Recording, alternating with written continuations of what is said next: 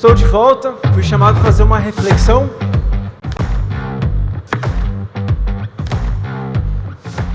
Agora sim. E antes de começar, eu gostaria de falar que eu falei com o pastor Jefferson ali, o Jefferson se formou em teologia também, eu aprecio muito o ministério dele, eu acho que ele é uma bênção. Bom, como apareceu aqui na tela, que eu nem estava esperando essa apresentação, eu trabalho a Novo Tempo, e acho que a maioria de vocês aqui não me conhece. Então eu gostaria de começar me apresentando, mas eu gostaria de começar me apresentando de uma maneira que eu já ouvi falar, que é muito eficaz, que é contando alguma história da nossa vida. E eu gostaria de começar contando então uma história que aconteceu há algum tempo atrás. A temática que hoje eu vou falar para vocês rapidinho vai ser sobre frustrações. E essa história marcou muito a minha vida. Eu sempre fui de igreja grande, igrejas muito grandes. Então a menor igreja que eu fui na minha infância até minha adolescência foi uma igreja com 1.200 membros. Todas as igrejas eram muito grandes. E eu fiz teologia, estudei no NASP, inclusive fiz teologia no NASP, mas no meu primeiro ano de teologia, estudando no NASP, foi a primeira vez que eu fui pregar em uma igreja. Eu nunca tinha pregado, nunca tive a oportunidade, porque as igrejas eram muito grandes. Então eu fui pregar pela primeira vez em Santa Catarina, inclusive. E quando me chamaram para pregar, eu comecei a treinar, a estudar, eu comprei um livro até sobre o assunto, e comecei a praticar bastante, e eu preparei um grande sermão. Eu escrevi um sermão de 6 páginas, grandes, aquelas de A4. Eu falei, cara, agora eu sou especialista nesse assunto, eu vou lá na igreja, finalmente pregar esse sermão. Quando eu cheguei numa igreja, era uma igreja um pouco mais retirada, e quando eu chego naquela igreja, o pessoal fala, olha, a gente tem finalmente um pastor aqui de fora, uma pessoa que está vindo pregar de fora, então vamos terminar a escola sabatina mais cedo, para o pastor ter mais tempo. E eu falei, não, beleza, eu tenho um sermão grandão aqui, quanto mais tempo, melhor. Era exatamente às 10h30 quando me deram o microfone para começar a pregar. E eu não sei o que aconteceu, mas o meu sermão começou a voar. Eu comecei a ficar desesperado, eu comecei a ficar muito nervoso, e eu comecei a falar muito rápido, e eu começava a pular coisa do sermão, as páginas iam voando, e eu terminei aquele imenso sermão em nada mais, nada menos do que 6 minutos. Eu não sabia o que fazer. Quando eu vi o sermão, eu estava na última página, e era 10h35, e às 10h36 eu estava orando para acabar aquele sermão. Existe uma frase que fala que nada que está ruim não possa piorar. Quando eu estou no final do meu sermão, eu olho para a porta e eu vejo pessoas ainda entrando na igreja. Estavam vindo para o culto, e eu já estava terminando o meu sermão. E as pessoas estavam estacionando o carro ainda, tinha gente que estava chegando na igreja e eu terminando o meu sermão. Mas a situação pior ainda, porque eu, achando que ia ser uma mega pregação, chamei um cara para cantar. Ele falou que cantava muito bem, e eu descobri que eu ia fazer um apelo e ele cantar. Primeiro que eu esqueci de fazer o apelo, e segundo que ele não tinha o dom da música. Então ficou 2 pessoas passando vergonha ali. Quando eu olho aquele desespero, que eu tinha pregado 5 minutos e já estava acabando, eu falei, já sei, eu vou começar a contar história é a salvação aqui. Eu comecei a contar uma história, outra eu não lembrava o final, pulava para outra história, foi muito vergonhoso. Até que eu falei assim, quer saber, cara, eu vou desistir, está muito vergonhoso, então vamos orar para acabar. E aí vem a pior parte, eu fiz oração para acabar, só que as pessoas não entenderam que era o fim do sermão, elas acharam que era a oração inicial, e ficaram todas sentadas na igreja. E eu tive que pegar o microfone e falar para eles, gente, o sermão acabou, podem ir para casa. As pessoas se olhando, sério, 10h36 a gente vai para casa? Tá, beleza. Essas igrejas pequenas, a gente vai geralmente para a porta ali para cumprimentar. E eu fui para a porta. E quando eu cheguei na porta, geralmente as pessoas, se você já pregou, sabe, né? Ah, Deus abençoe, amém, pastor, muito bom, tudo mais. Ali era, fica tranquilo, pastor, é assim mesmo no início. Não, vai melhorar, vai passar. Olha, pelo menos eu ia fazer uma lasanha, a gente vai mostrar às 11 da manhã hoje, estamos felizes. Foi muito constrangedor. Mas essa história, ela mostra uma temática muito importante, que são as frustrações. Infelizmente, na nossa vida, a gente tem muita frustração, em várias áreas. Pode ser que você começou uma faculdade, e você achava que era uma coisa diferente, e você se frustrou e mudou. Talvez você nem trabalhe mais na área que você se formou. Você pode ter frustração num relacionamento, com um namoro, super normal. Num relacionamento pais com filhos, filhos com os pais. É muito comum nós termos frustrações na nossa vida. E muitas das frustrações, o problema na verdade não é necessariamente com o que a gente recebe, mas é com a expectativa que a gente cria. Porque nós seres humanos estamos sempre criando expectativas sobre as coisas. Uma vez eu vi uma frase que falava que a vida 50% é sonhar e 50% correr atrás dos nossos sonhos. Então nós sempre estamos criando expectativa das coisas. E isso pode gerar frustração. Um exemplo clássico é um exemplo, presente de Natal. Você olha um presente, um pacote, e você começa a imaginar o que tem lá dentro. Só que muitas vezes não é o que você imagina. Quando eu era criança, a história me marcou muito. Uma vez eu fui com meus primos passar o Natal, e quando eu vi, tinha uma caixa ali, um presente grande com o meu nome. Era o maior ali da árvore. E eu passei vários dias, o pessoal, olha só, o melhor presente, olha que legal, o melhor presente. E quando eu chego para ver aquele presente, um primo meu abre uma bola, outro é uma Barbie e tudo mais. Quando eu olho, o meu é um pacote de meias. Quem que dá um pacote de meias para uma criança, né? Eu fiquei muito triste com aquela coisa. Eu precisava de meias na verdade, mas qual que foi o aspecto? O aspecto foi, eu esperava algo diferente, e a frustração foi não receber o que eu esperava. Na nossa vida nós sempre estamos tendo frustrações, mas sabe qual que é a frustração mais complicada de todas? Sabe o que é o mais difícil de todas? É a frustração espiritual. A parte espiritual é a base da nossa vida, é o que nós temos de mais importante, e quando nós nos frustramos espiritualmente, parece que tudo desmorona. E não é difícil a gente também ter frustrações espirituais. A gente pode se frustrar com alguém da igreja, talvez você esperava um comportamento diferente, você pode se frustrar com a liderança da igreja, é normal. Você pode até se frustrar com o pastor da sua igreja, porque todos nós somos humanos, pecadores, a gente comete erros. Mas nós podemos nos frustrar, e isso pode gerar um grande problema. Muitas pessoas, eu vou falar uma coisa para vocês, eu estudei arqueologia, e um tempo atrás eu entrava em muitas conversas sobre a existência de Deus, e eu descobri que muitas pessoas que não acreditam em Deus, na verdade não é que elas não acreditam em Deus, é porque elas se frustraram com Deus, elas não conseguem administrar a frustração, e por isso elas falam que elas não acreditam em Deus. Quando nós vamos na Bíblia, nós vemos muito sobre a frustração também. A frustração, infelizmente, está presente na Bíblia em várias histórias. Quer ver alguns exemplos aqui? Nossa, faz tanto tempo que eu não passei nenhum slide que eu acho que até desligaram o meu passador de slides aqui. Galera, se alguém puder passar então o slide aí. Nós temos os... desconfigurou, mas enfim. Nós temos os israelitas. E a história dos israelitas você conhece, eles saem ali da escravidão, 400 anos escravos, e eles vão começar a ir para Canaã, para a terra prometida.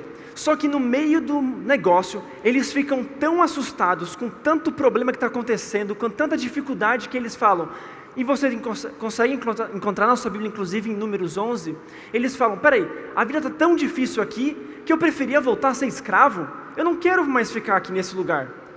Olha que, ao ponto de querer voltar a ser escravo, Elias você vê um grande milagre que ele realiza no Monte Carmelo, ali comprova o poder de Deus para muitas pessoas, mas qual que é o resultado disso?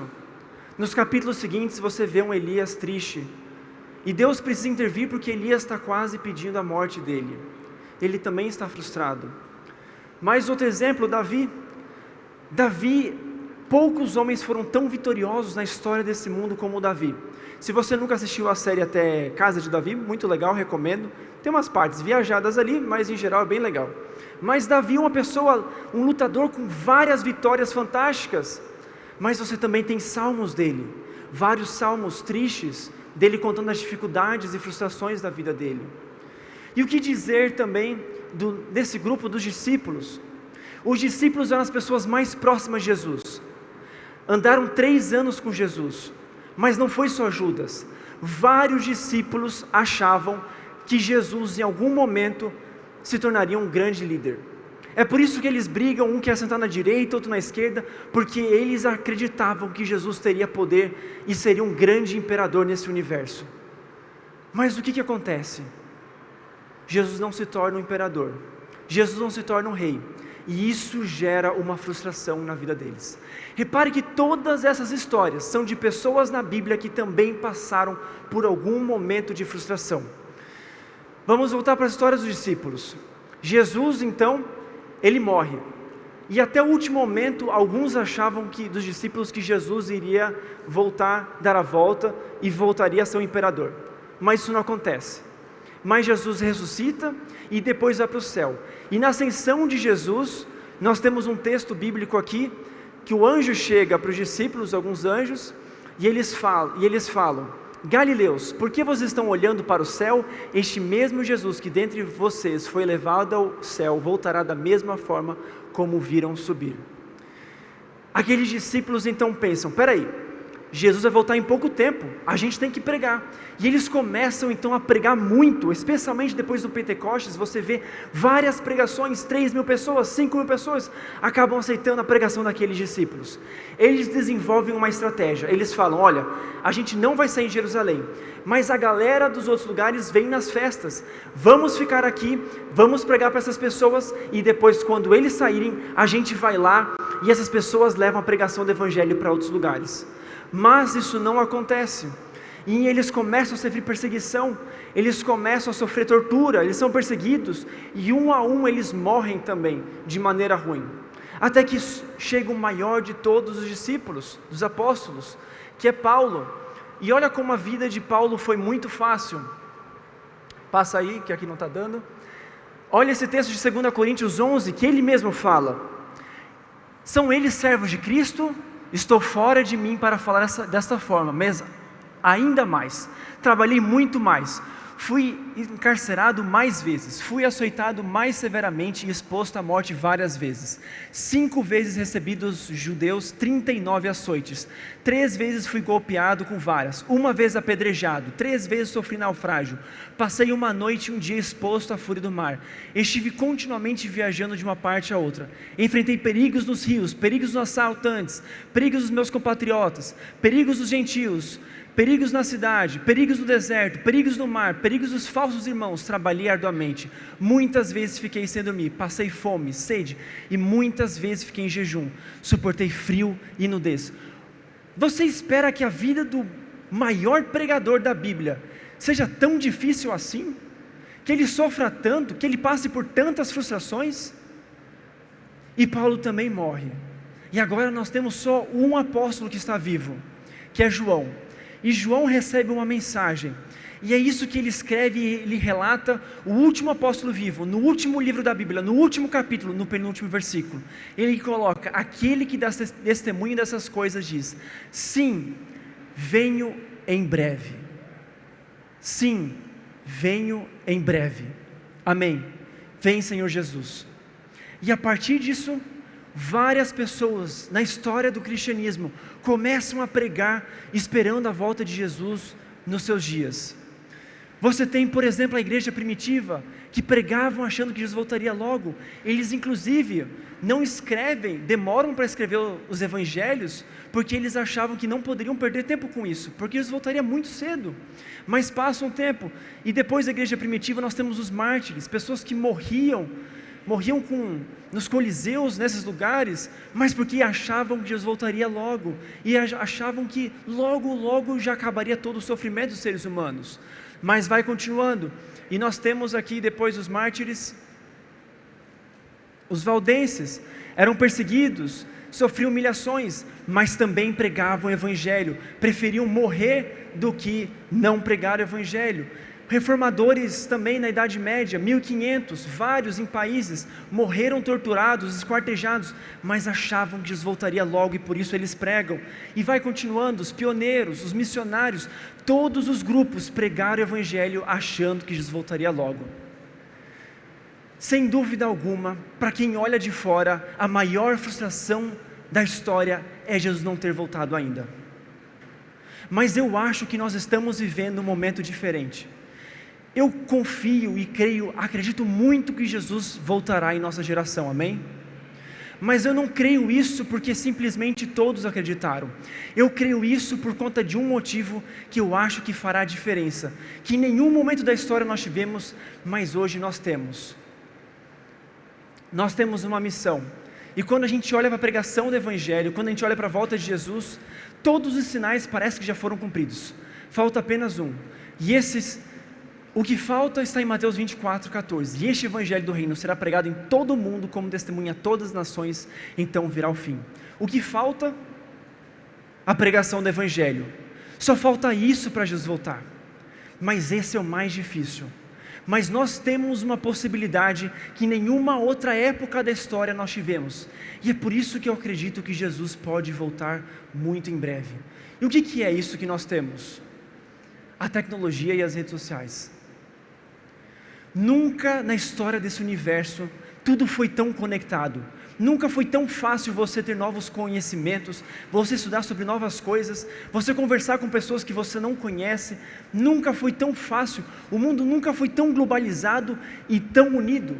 É muito fácil você conversar com pessoas que moram em outros países, em outros lugares, outros contextos, tudo está tão fácil. Está certo que a pregação do Evangelho parece uma dificuldade impossível, porque a cada segundo 4 novas pessoas nascem. Existem muitos países que se você falar que você é cristão, você é morto.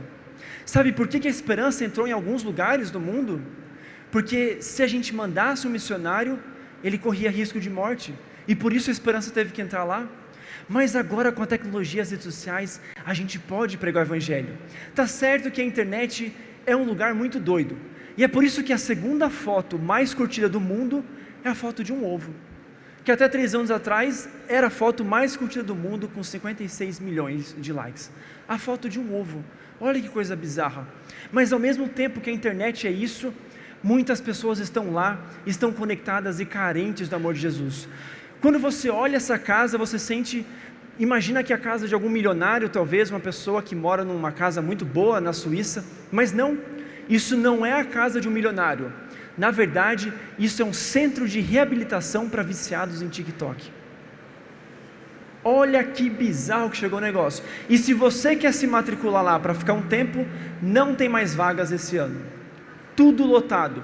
Não é só um, existem vários agora, centros de reabilitação, porque as pessoas estão viciadas na internet. E quando a gente chega na realidade do Brasil, é pior ainda. Os brasileiros são as pessoas que mais passam tempo na internet, rede social e celular do mundo. Agora me diga uma coisa, será que isso não é um campo missionário? Será que a gente não pode alcançar as pessoas que estão assistindo todo tipo de porcaria, mas agora com mensagem de esperança?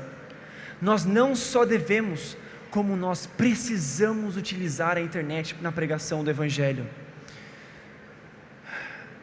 Quando eu olho, eu vejo muitos exemplos de pessoas que têm utilizado a internet para pregar o Evangelho.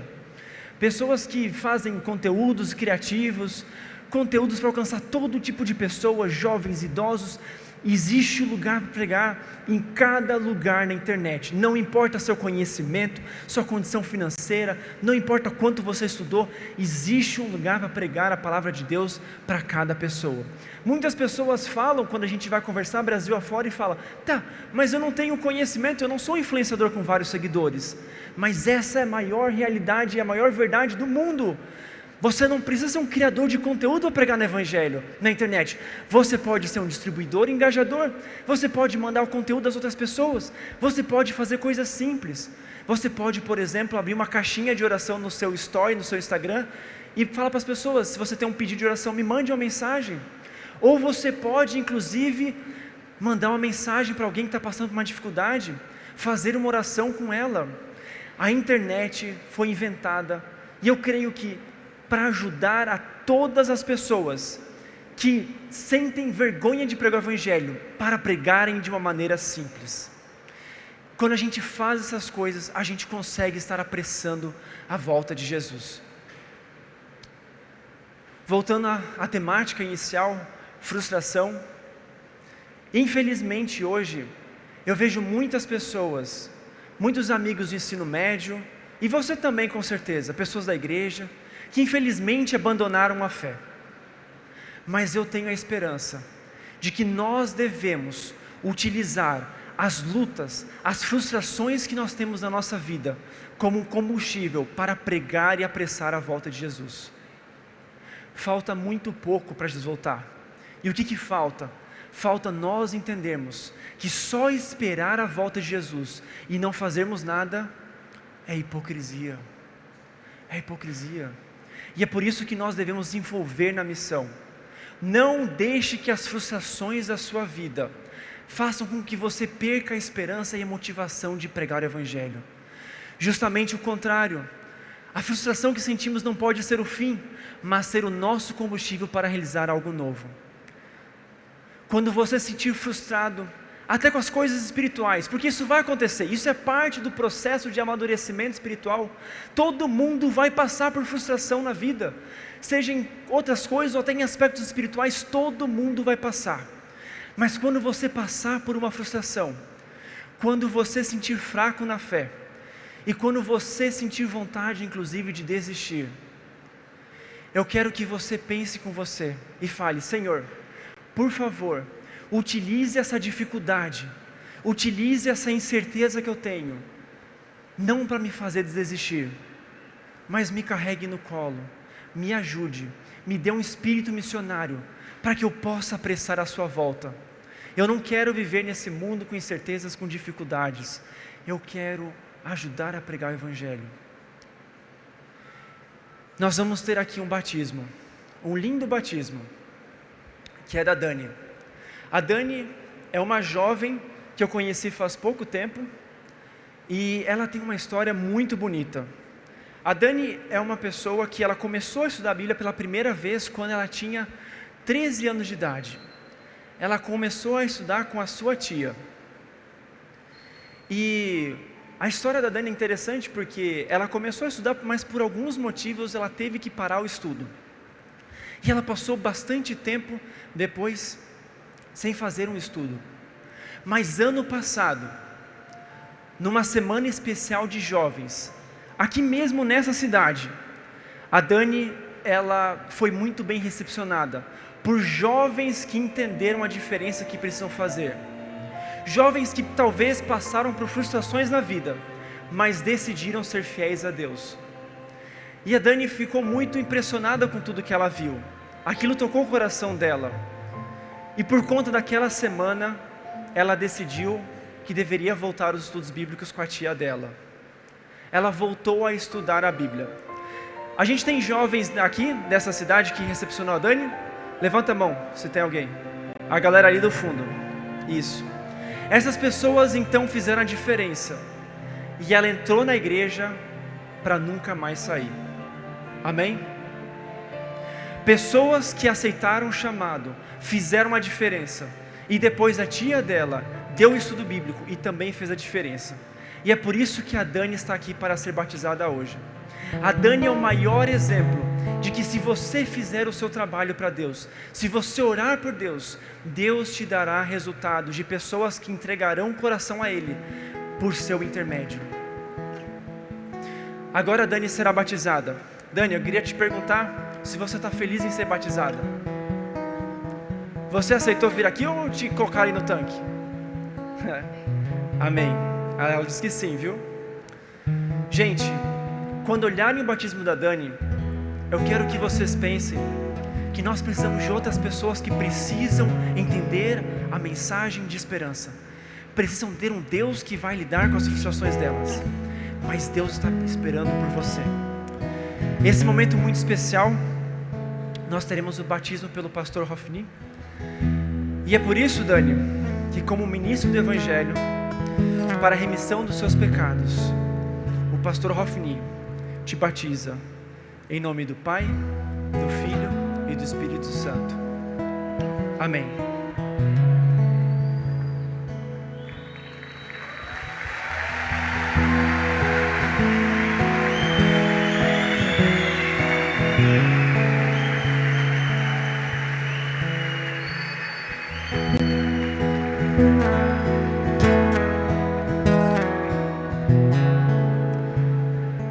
Sempre é muito bonito ver um batismo. Mas eu gostaria de deixar para você um apelo final. Quando o pastor Gustavo me chamou para falar aqui, o pastor Gustavo da União, foi ontem, antes de eu entrar no avião para vir para cá. E a partir do momento quando ele me chamou para falar, eu senti pela primeira vez, nunca ouvi tão forte o Espírito Santo falando para mim: fale sobre frustração e missão para eles. Eu queria falar uma outra temática aqui. Eu queria falar um sermão que eu já preguei outras vezes para as igrejas, mas eu preguei pela primeira vez. E o que eu preguei foram anotações que um dia, uma madrugada, eu fiz comigo mesmo, para a minha vida espiritual. O Jefferson vai cantar uma última música, mas eu gostaria muito de pedir para você, para que você gaste um tempo com Deus, para que você entenda de que se você passar por frustrações na sua vida, que essas frustrações não sejam um motivo para você desistir. Eu quero que você fale com Deus e fale: Senhor, o Senhor sabe, o Senhor conhece os motivos que já me fizeram desistir de muitas coisas, mas eu estou contigo aqui, eu confio em Ti, eu preciso de Ti, e Senhor, eu quero pregar, eu quero utilizar tudo que eu tenho, as redes sociais, o Ministério Jovem, seja lá o que eu tenho, eu quero pregar. Por favor, Senhor, me dê clareza e me coloque um pensamento na minha mente, para que eu entenda por onde eu posso começar, para que eu não apenas espere a sua volta, mas que as frustrações da minha vida sejam combustível para que eu alcance mais danes para o seu reino. Amém.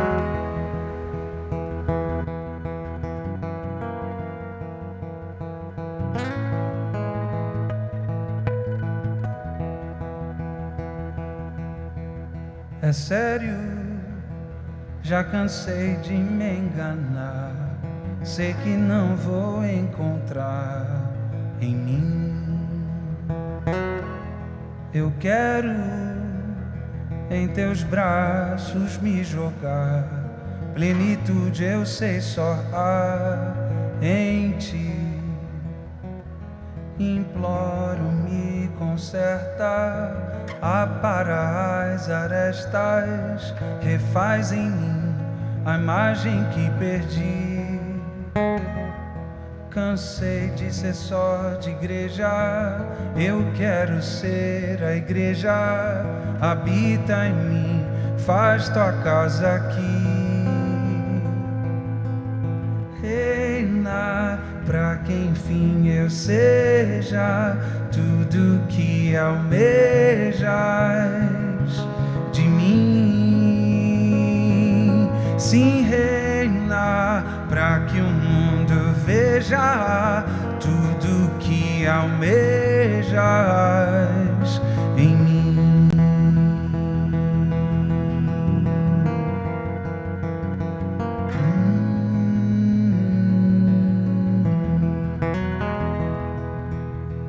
É sério, já cansei de me enganar. Sei que não vou encontrar aqui. Eu quero em teus braços me jogar. Plenitude eu sei só há em ti. Imploro, me conserta, apara as arestas, refaz em mim a imagem que perdi. Cansei de ser cantor de igreja, eu quero ser a igreja. Habita em mim, faz tua casa aqui.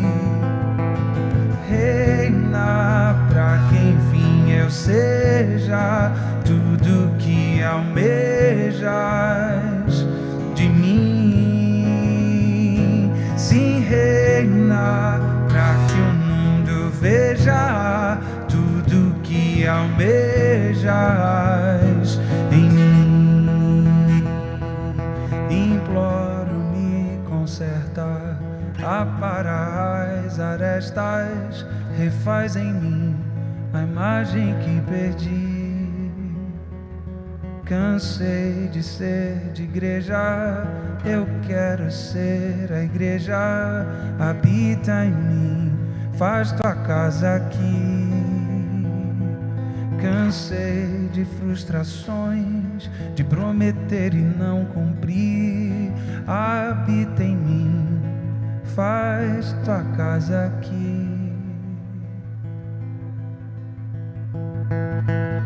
Reina, pra que enfim eu seja tudo que almejas de mim. Sim, reina, pra que o mundo veja tudo que almejas em mim.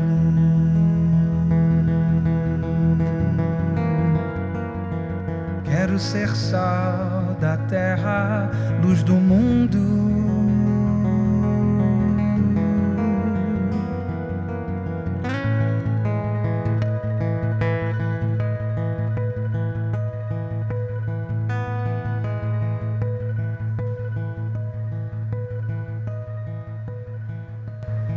Amém. Se você não quer ser só um cantor de igreja, mas você quer ser parte da igreja, ore a Deus para que Ele te capacite. E se você acha que você não tem capacidade para fazer isso, lembre da minha história. Uma vergonha que eu passei em público aqui para 3.000 jovens. O sermão de 6 minutos. Qualquer pessoa que pede a Deus capacidade para fazer a missão, Deus dará. Vamos orar? Senhor Deus, muito obrigado, Pai, porque temos certeza do Seu amor. Obrigado, Senhor, porque muitos momentos de frustração na nossa vida, nós tivemos um Deus que nos pegou no colo e falou: filho, você não está só. Senhor, é muito bom ser amado por Ti, mas nós queremos não ser só amado por Ti aqui na terra, mas queremos morar no céu, e sabemos que nós temos uma missão, e pedimos, Senhor, para que as frustrações da nossa vida sejam um combustível para alcançar outras pessoas, e que quando nós entendemos o Seu amor de maneira profunda, mas não só entender na teoria, mas sentir esse amor, que esse amor possa capacitar a gente para pregar para outras pessoas, para que possamos ter mais pessoas aceitando o Teu amor e estando preparadas para a Sua volta. Nos use, nos capacite e abençoe essa programação especial. Abençoe cada um aqui, o motivo pela qual ouviu essa mensagem, e que essa pessoa saia confortada e na esperança que o Senhor voltará muito em breve. Esse é o nosso maior desejo. É o que nós pedimos de todo o nosso coração, Jesus. Amém.